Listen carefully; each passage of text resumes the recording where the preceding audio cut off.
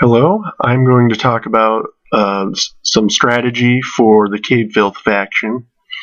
Now, the Cave Filth faction is an alliance between the Cave Goblins and the Filth faction.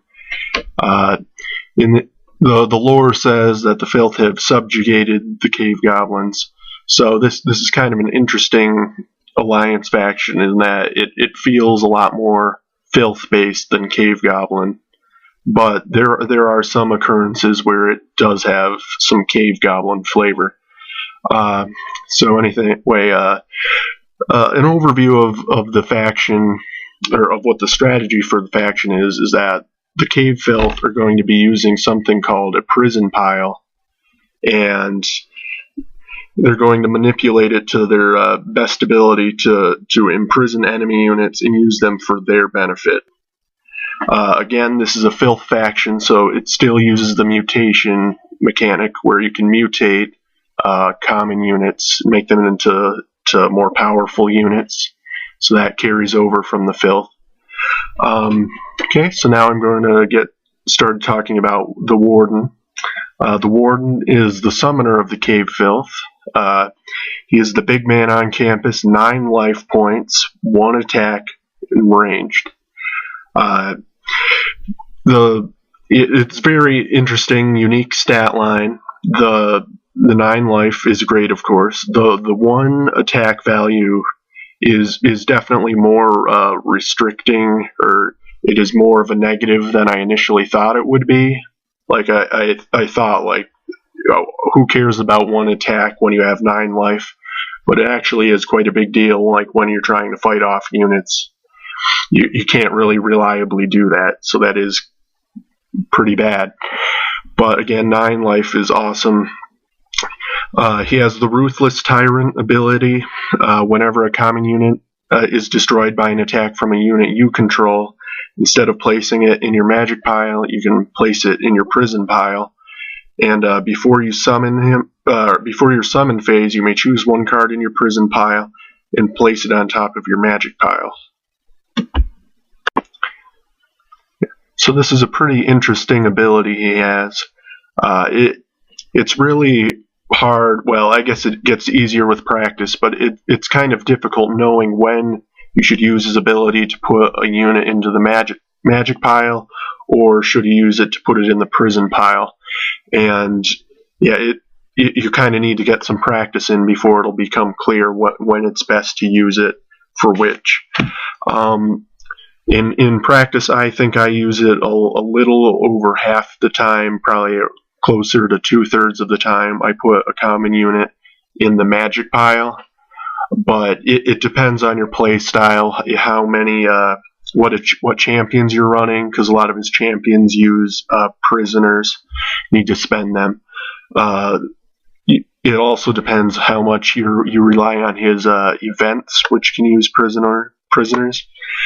So yeah, it depends on your play style quite a bit, and you kind of have to be able to predict your later hands. Like eventually you're going to draw through all your cards in the deck, so later on, like a certain event or champion will help you out, and or in the respect that it will use those prisoners for their advantage. But early on, you might have prisoners in your prison pile, but you don't really have the cards in your hand or on the battlefield to really take advantage of them yet. So it takes some practice to figure out when it's right to use his ability to put them in the prison.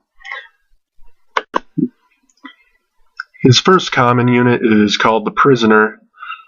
They have 1 attack and 2 life points for a 0 summon cost. They are melee, so they only attack adjacent cards. They have the Unwilling ability that says, when summoning them, roll a die. On a result of 3 or less, place it in your prison pile.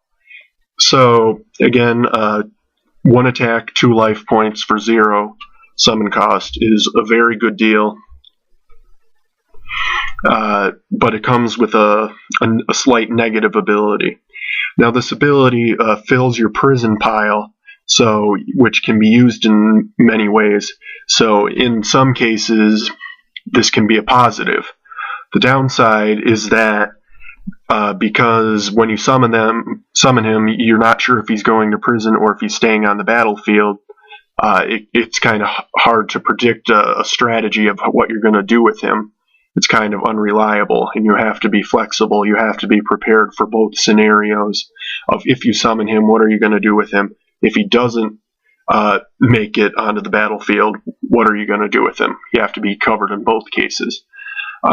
Because of this ability, they're kind of unreliable when it comes to summoning a mutation on him the same turn that they're summoned.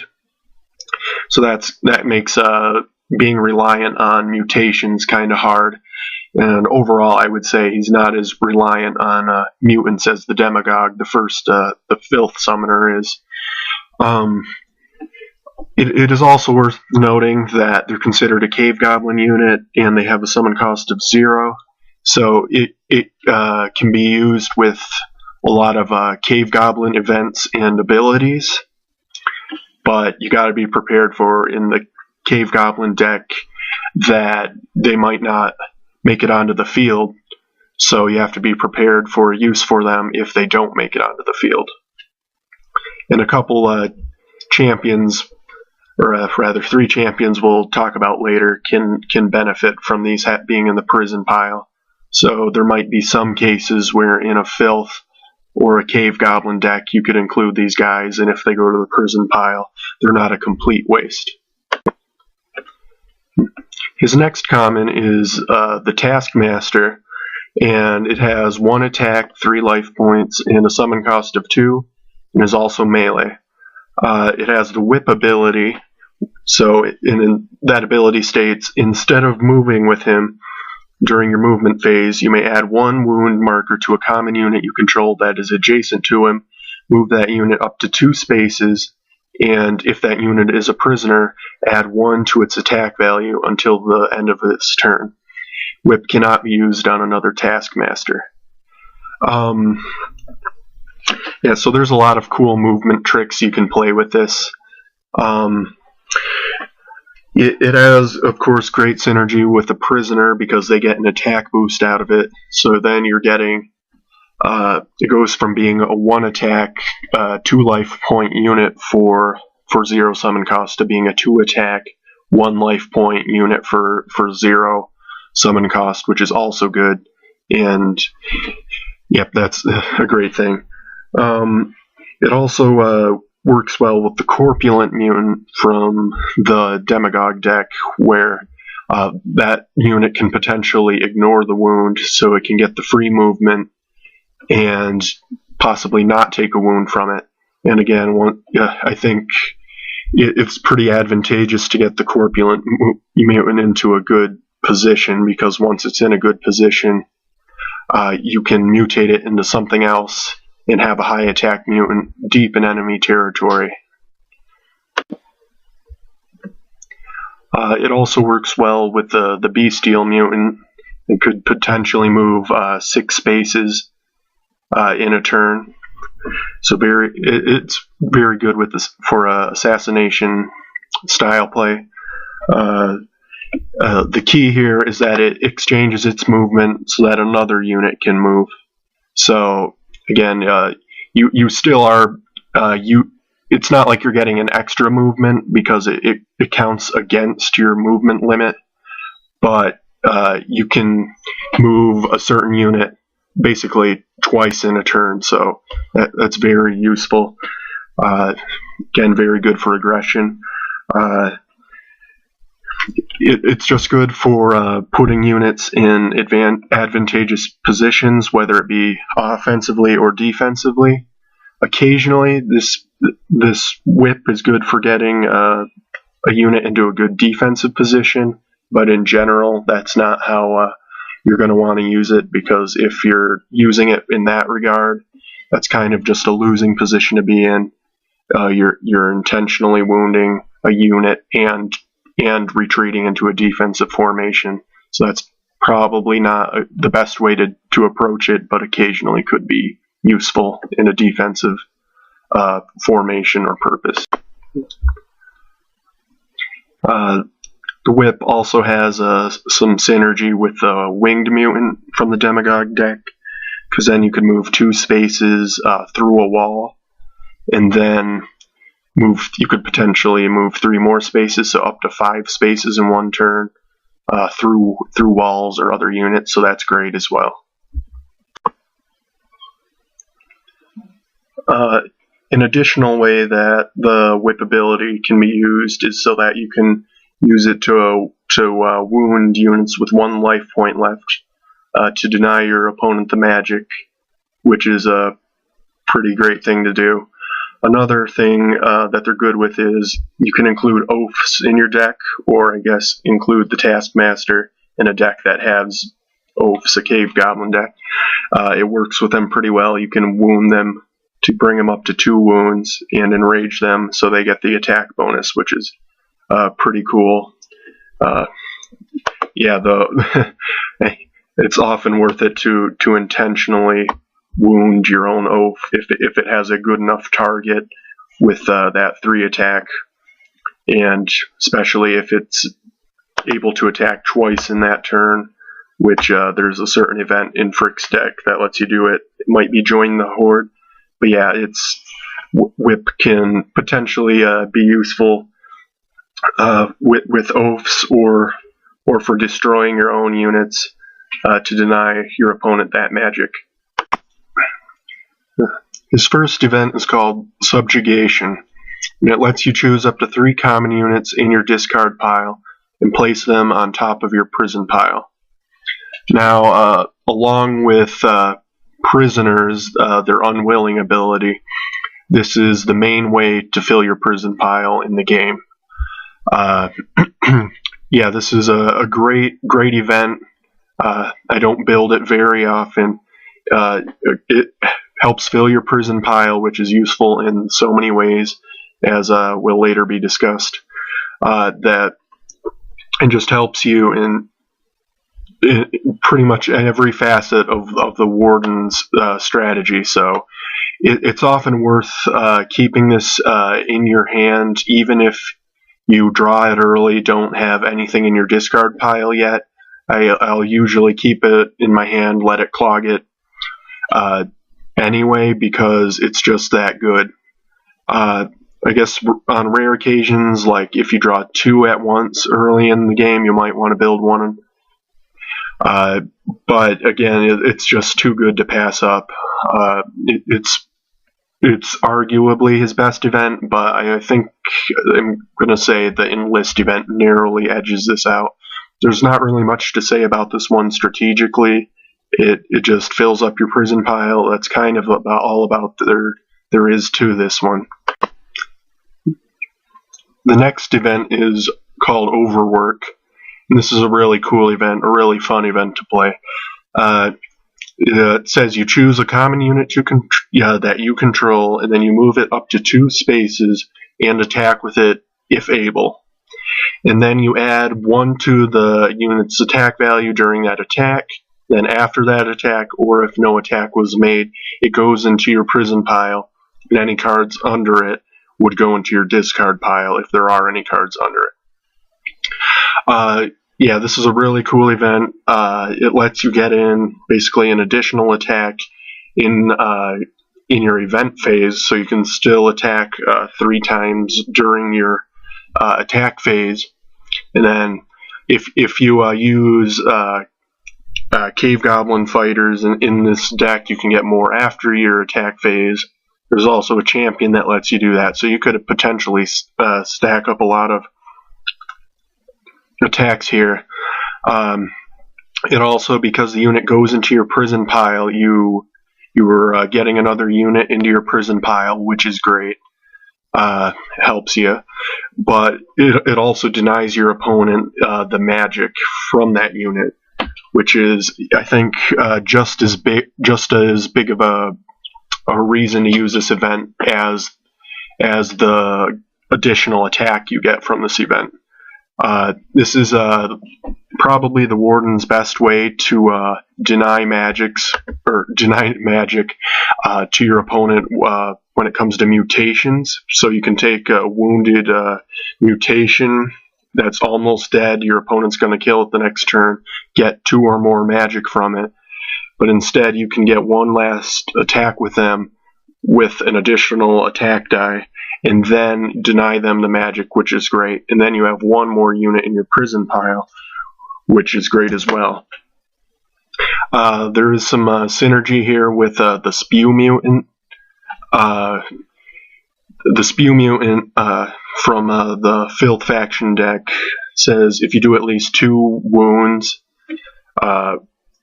with an attack, you place an additional wound on the target. So this increases its attack to 3, so the odds of getting 2 wounds are even higher. So the odds of getting an additional wound with the Spew Mutant are even higher, which is great. It also is good with the Poison Mutant, which will be later shown, because you can potentially do another poison wound, which is great. Yeah, very cool event. I really like this one. Next up is Enlist. This lets you choose a unit in your prison pile and then place the chosen unit on an unoccupied space adjacent to your summoner. And then if it's a mutation, you must take a unit in your discard pile, a common unit in your discard pile, and place it under that mutation. Yeah, this is incredibly powerful. It's kind of like, it kind of combines Channel Corruption and Heretic's Rebuke from the Demagogue's deck into 1 card. You can get out a free expensive mutation, so very good for your magic economy. Yeah, you can also choose an opponent's unit and use that against them. Yeah, so preferably the more expensive the enemy, the better usually. It kind of goes without saying, because it is placed adjacent to the Warden, that the more the better positioned or further advanced the Warden is on the board, the better the position for the new unit will be. So there's kind of an incentive to bring the Warden further into the middle of the board, and he has a lot of life, so that can help protect him. So that works out pretty well usually. But keep in mind that if your opponent takes control of this unit, it will be right directly adjacent to your summoner, most likely, or at least close by. So that can hurt you pretty bad. Learned that the hard way with my first game against the Fallen Phoenix Occultist, or what's the event called? Forced Conversion. Destroyed the Cultist and took control of a mutant that was adjacent to the Warden, and then it had the precise ability and directly attacked the Warden for a lot of wounds. It was pretty funny looking back, but at the time it was pretty devastating. But yeah, this is a great event, probably the best, I think, in this deck, which is saying something, because they're all pretty good events. Yeah, overall, very good events he has. You're not going to build too many of them, which is why it's important to not use his ability too much for putting too many units in the prison pile, because you are going to be strapped for magic a lot of the time, because you're bringing out a lot of units, and you're not going to build events very often here. I think I'm going to look into the rules as to whether or not the Legion mutant, who will be shown later, if their ability can work with Enlist. I'm thinking that it won't be able to, because Enlist says place a chosen unit adjacent to your summoner. It doesn't say summon them, where the Legion mutant has an ability that triggers when summoned. So I'm thinking most likely when you enlist it, it's not considered to be summoned. So summoning-based abilities won't be able to work with Enlist, most likely, but this is something ruling worth looking into, and it could affect some strategies here. The next event is called Living Shield. It gives all of your units, all Cave Filth units you control, the ability Living Shield until the beginning of your next turn. And that says once per turn, whenever one or more wounds would be placed on this card, you may discard one prisoner or one unit in the prison pile to ignore those wounds. Now, this is a pretty cool card. What what it does is, obviously, it protects your units, all of your units, including your summoner, and this is good both defensively and offensively. Like, this looks very defensive, but the real strength here is to attack your opponent on their side of the board and get deep into their territory, and then use this event where they can't fight your units off because they can't kill them because they have living shields. So yeah, this is used a lot more on offense, used to sustain a push. It also stops all wounds, not just attacks, which is pretty cool. I think this is there's a lot of defensive or protection events in Summoner Wars, but I think this is probably one of the better ones. Maybe not the best, but I'd say one of the better wound prevention events in the game. Probably not going to play both of these in a game. It is pretty situational depending on how many wounds you think you're going to take the next turn. Depends on how many units you have in your prison pile. But this is a pretty cool event. You're probably going to use on average 1 out of the 2 per game. At least that's been in my experience. His final event is called Unholy Sacrifice, and this will let you place up to 3 cards from your prison pile into your discard pile.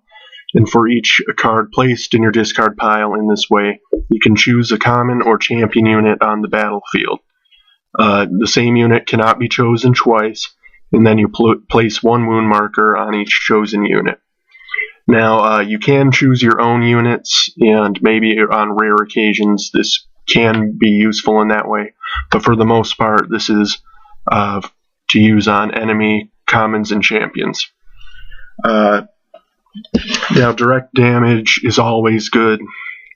Anytime you can reliably do damage is very good. That's a big part of the game in Summoner Wars, is finding the best statistical way to place wounds and counteracting luck in the game. Yeah, these wounds are especially good against champions, of course, higher priority target, but you can only place 1 on each unit chosen, so you might choose small commons just so you can get the most magic out of this. So it's pretty flexible who you're going to choose for this.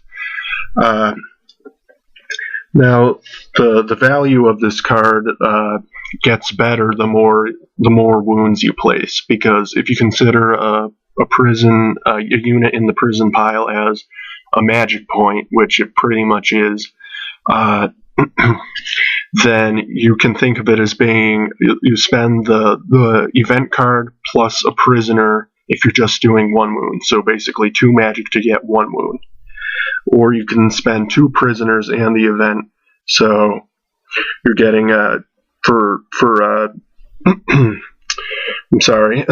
So yeah, 1 wound for 2 magic, or 2 wounds for spending 3 magic, or spend 4 magic and place 3 wounds. So the fractions get better there.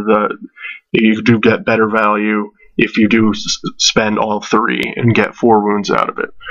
Now, this is comparable to Burn or Greater Burn or Wrath of the Volcano from the Phoenix Elves, and it's not as good in terms of magic economy, and it doesn't have the benefit of being able to wound multiple. It doesn't have the benefit of being able to place multiple wounds on a single target, like being able to really hurt like a big champion or something like that. But it does have the benefit of being able to hit more than one unit at once, which is really powerful. You can potentially collect more magic with it because you can hit several units at once. So it could be more economical if you can get more magic back out of it that way. Yeah, it's a pretty cool card. I think I've called every card here cool today. But yeah, it is situational, of course. Like all of these, depends on your prisoner, how many prisoners you have. Depends on how many good targets are on the field for this, and yeah, kind of situational. It sometimes you'll build it, sometimes you won't. It's kind of about a 50-50. It can be very good, like for momentum, if you can place 3 wounds on like 3 commons, get 3 magic back, and clear all the units your opponent has on the field. But yeah, again, it just depends quite a bit. Okay. His first champion is Hester, and it is a 0 attack, 6 life point, 4 summon cost unit that is melee. And it has the Prison Lord ability, and that says add 1 to his attack value for every 2 cards in your prison pile. And first thing to note on that is that there is no maximum to that, so the sky's the limit for how high his attack can possibly be. So yeah, subjugation combos really well with this. If you can play 1 or 2 of those, can really boost his attack, so that's the most obvious synergy here. He is kind of a, well, he's pretty situational, because depending on if the time you draw him, you have a lot of cards in your prison pile, he can be really useful. But if you don't have any, then he's extremely weak, obviously starting with 0 attack. He also kind of restricts you from taking prisoners out of your prison pile, because you want to keep his attack value so high, so you can't really spend it on other things if you want to keep him at a high attack value. So yeah, it's kind of limiting in that regard. But he functions kind of similar to, I think it's Leah Goodwin, a champion in the Vanguards, where for that champion, I think it's +1 attack for every 2 cards in your magic pile. And so while they're on the board, they're kind of restricting you, like you paid their summon cost, plus you're effectively paying their summon cost by having these cards, these magic or prisoners that even though you have, you can't spend, so you've effectively paid for them, like paid a higher summon cost for them. But once the champion is gone, Hester or Leah Goodwin, you still have those prisoners, or you have the magic, in the case of Leah Goodwin, still in your pile, so you can still use them for other things. So it temporarily restricts you, but you get the benefit out of them for their attack, and then once they're gone, you can still spend them on other things, which is pretty cool. Having said that, I find him not to fit my play style that much. I find myself, I don't usually get a prison pile that's really, really big. I think the highest I've ever got him is up to 3 attack, and which is good, probably a summon cost of 6 for a 3 attack, 6 life point unit, which is a good value, but wasn't mind-blowingly good. Like, I still had other things I would have liked to do with those prisoners, but I wasn't, because I was trying to boost his attack. But yeah, it's a cool champion. There we go, saying cool again. I think he would work really well if you like built a whole deck around him, where you devote most of the prisoners you get just to him. His second champion is Scabicus. Nice parody on Spartacus there. He has 3 attack, 7 life points, and 4 summon cost, and his melee. He has the Revolt ability, where whenever he receives 1 or more wounds from an attack or a card effect from your opponent, discard a card from your prison pile. If you don't, he gets an additional wound. So extremely good stats for 4 summon cost, but it comes at the cost of a negative ability. I think this is the best or the strongest stats in the game for a 4 cost unit, which is really cool. I really like this guy. I know he's going to make my way. He's going to be a staple in every Cave Filth deck I have, and he's probably going to make his way into a few Cave Goblin and Demagogue decks that I make. This ability is not as bad as you might think, because he starts with 7 life points, which is huge, and if he takes 3 wounds from his ability, then he becomes a 3 attack, 4 life unit, which is about typical for a 4 cost summon unit. So if you can take 3 wounds or less from his ability, then you've got a very good priced unit. If you get less than 3, you're kind of making a profit in a way, because you're getting a unit that should cost more than 4 for a cost of 4. Yeah, he's really good for pretty much at everything with that high of an attack and life points.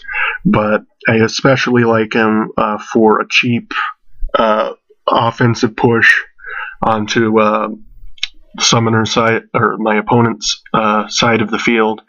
My opponent probably can't respond with something as strong as him as cheaply as I did. So if they bring out something else that's as strong as him, they're going to have to probably pay more than 4 to do so.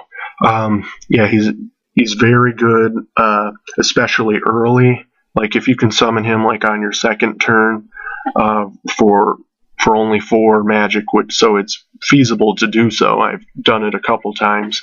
You can bring him out early, and your opponent might not be able to stop such a strong unit that early in the game. They'll just have some common units and their summoner, and you can do a lot of damage. I've already won 1 game where in the first I summoned him on the second turn, and I ended up winning like 2 turns later against a low life summoner, because they just didn't have any resources with which they could stop him.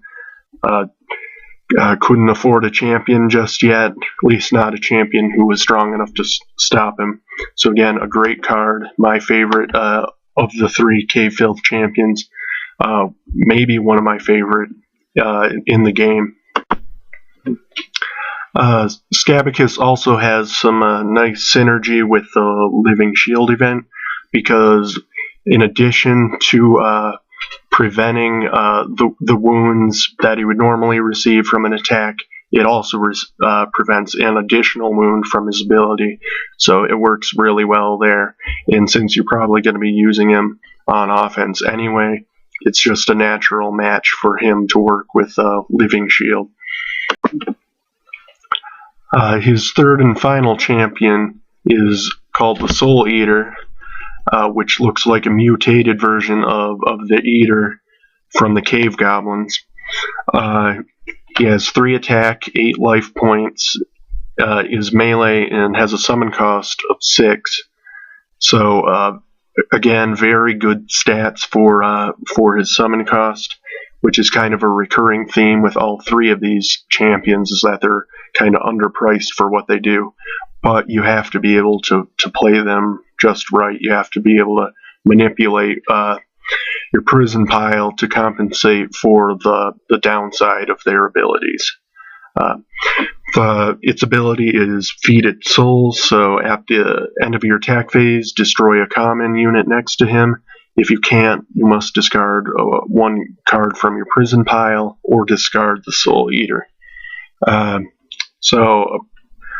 Very similar to the Eater's ability from the Cave Goblins, but slightly better here because you have the option of discarding one card from your prison pile instead of discarding him. This, if you use this right, it could potentially be a positive ability because you can destroy a common unit just for free without even rolling dice, which is a great thing to do. So you could attack one card and then at the end of your attack phase get a free common, but you need to make sure he always has a card next to him, or he's going to cost you a prisoner, or you'll have to discard him, which is not good, of course.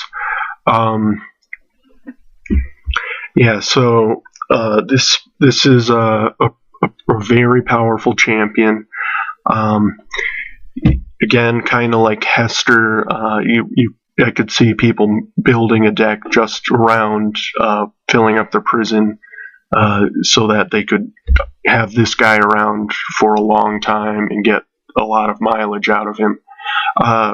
All three of these champions use the prison pile, so I'm thinking for deck building, it might be best to take at least one or two of these champions out and switch for something else, just because if all of them use your prison units, and it puts a big strain on your prison economy by having to use prisoners for every one of these champions. You're likely not going to be able to summon all three of these champions, or if you do, if you summon all of them, not all three is going to be effective usually, because they all require prisoners, and you're probably not going to have enough prisoners to go around to support three champions like this. But again, a very strong champion. You can use your own commons to feed him, which can help keep them around longer, and also deny magic to your opponent if you feed a unit that was going to be killed by your opponent the next turn anyway.